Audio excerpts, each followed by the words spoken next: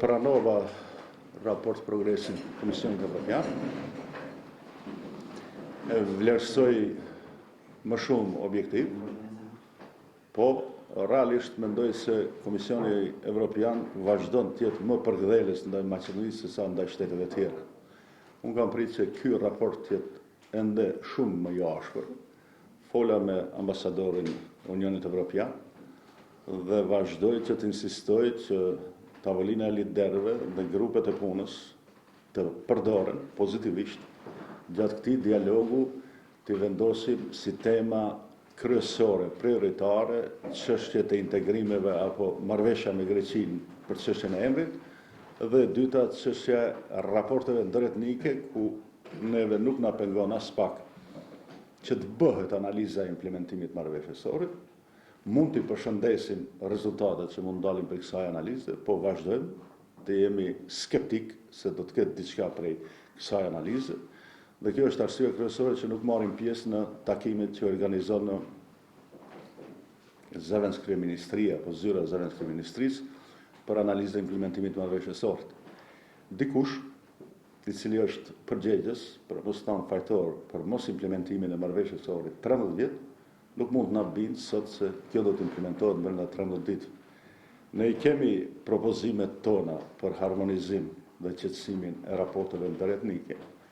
Për dikend ato propozime mund duken të rënda dhe frapante, por këto propozime do të nxjerrim në kuadër të takimeve të grupeve punës, dhe këto propozime janë kuadër të platformës Partisë Demokratike Shqiptare.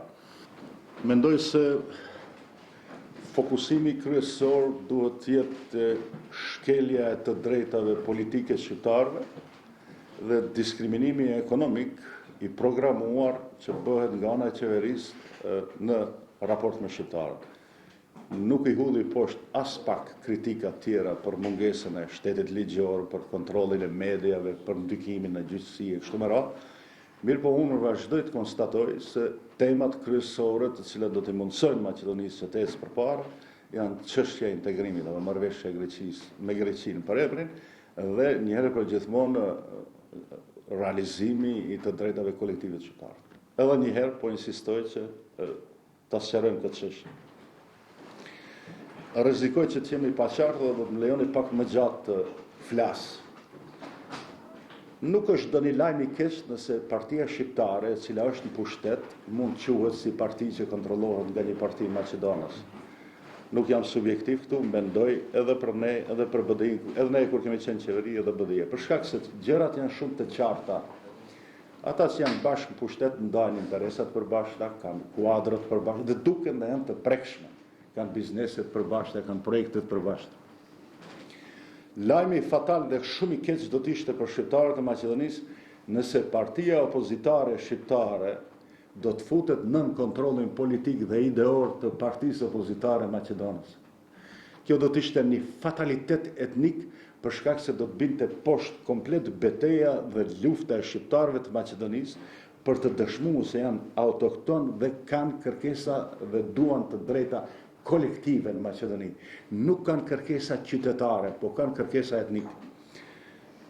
Dhe kjo është betejë që unë vlerësoj që me shumë sukses Partia Demokratike Shqiptare e zhvilloi vitin e fundit. Pa i hudh poshtë në asnjë moment të drejtat opozitës maqedonase që të flet për pakënaqësitë e Maqedonasë. Pa i hudh të drejtën poshtë edhe të këtyre shqiptarëve dhe partive të vogla shqiptare që të jenë bashkë me opozitën maqedonase për këtë çështje, vetëm për t'ju thënë se ata të cilët janë pjesë dhe pajtohen me politikën e opozitës maqedonase kanë të drejtën e plotë të flasin për programin e opozitës maqedonase dhe nuk e kanë të drejtën që të flasin për kërkesat, platformën dhe të drejtat e shqiptarëve si kolektivitet. Për fund, vlerësoj që të gjithë ata që do të angazhohen, pa marrë parasysh janë parti të vogla apo të mëdha, shoqata qeveritare, individ, intelektual, që do të kontribojnë në marrjen e legitimitetit të zotit Ahmeti dhe të BDI-s në datën 24 prillit, do të jenë pjesë e ekipit fitues të legitimitetit që unë jam i sigurt që do të jetë pëdësher dhe bashkërisht të gjitha kërkesat e shqiptarëve do të qenë përpara. Mendoni se do vi dita kur partitë shqiptare do të mboshën pikërisht nga një parti maqedonase për shkak të pakrasisë të madhe që ka në popull prej pavarësisë. Po shohim se politikat e SDM-s po ndryshojnë veçma. Kemi edhe një antar në kryesin kemi edhe shqiptar. A mendoni se do vi dita kur partitë shqiptare do mboshën nga një parti maqedonase? Jo, kjo kur nuk të ndodhë.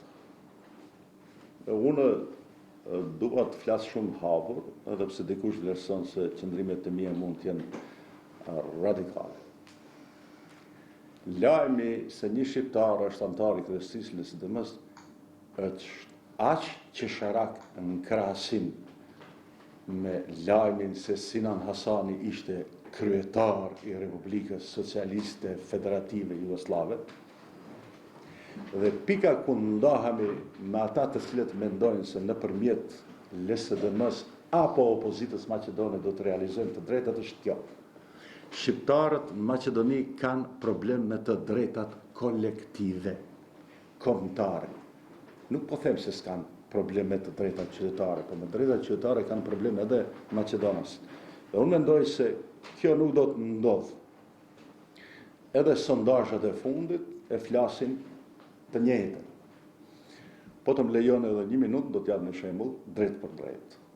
Gjatë takimeve me qytetarë në piknike të ndryshme, në një fshat një plak në moshë të shtyr, më tha kryetar Maqedon janë të na tregu rrugën, nuk e tha ai Maqedon, e tha ndryshe, po unë nuk e them publik. Si na thujnë ata neve indianci, ai e tha shkijet. Po ai e tha. Dhe ne nuk jemi të shku drejt asaj rrugë. I thash gabim i madh mos votoni për Partinë Maqedone, votoni për PD-in spanjol. Kjo është fatalitet që lidhet me çështjen e parë që thash. Dhe më pastaj në një zonë tjetër, po mosha e njëjtë, gjesa unë tregosha për këtë plakun që tha se Maqedonët na tregojnë rrugën ne nuk shkojmë. Ai plaku tha si u përgjigj thash Maqedon, Serbët na e kanë tregu rrugën, gabimisht miq, 45 në zgjidhem super rrugën, po doli shumë keq. 2001-shin doli shumë keq. Ky plaku i fshatit tjetër tha ndalu pak, ndalu. Na Thenantën Gligorovi na tregoi shumë mirë rrugën me korridorin i cili duhej të përfundon në Shqipëri. Në asnjë moment pa eliminu përgjegjësinë edhe të Partisë Demokratike Shqiptare si opozit e madhe, e fortë e shqiptarëve të Maqedonisë. Po do të ishte tërësisht e palejueshme që çështja e madhe, koncepti të drejtave kolektive të shqiptarëve të bartet në konceptin e drejtave qytetare. Edhe pse nuk kam asgjë kundër nga koncepti i drejtave qytetare. Kjo do të ishte rruga më e rëndë, më e vështirë, më e mundishme, po do të ishte rruga e cila do të na jep një rezultat dhe një fryt të vërtetë. Pse ne refuzuam të bëhemi pjesë e analizës së implementimit të marrëveshjes së Ohrit? Për shkak se kemi vlerësuar se 13 vjet mos implementimi i marrëveshjes së Ohrit flet për mos gatishmërim. Dhe për qenë korrekt që më i qartë, kush janë përgjegjësit kuadër këtyre 13 vjetëve? Vendin e parë ka Ubed Liva, Ali Ahmeti, Voli. Vendin e dytë ka Gruevski. Vendin e tretë ka LSDM-ja. Dhe vendin e katër ka PDSH. Janë Ali Ahmeti me BDI-n 13 vjet pushtet, Gruevski 10 vjet, LSDM-ja 4 vjet, PDSH-ja 1 vjet i gjys. Dhe në pyetjen e drejt për drejt që mund të bëhet PDSH-s, po ju çka keni bërë për marrëveshjen e Ohrit? Të rikthehemi. Dy çështje fundamentale, kapitale të marrëveshjes së Ohrit janë implementuar në kohën e Partisë Demokratike Shqiptare. Ndryshimet kushtetuese dhe ligji për amnesti. E sot ligji për amnesti është diçka shumë e thjeshtë e vogël. Po merreni me mend 2001-shin miratimi i ligjit për amnesti në kuadër të parlamentit. Faleminderit.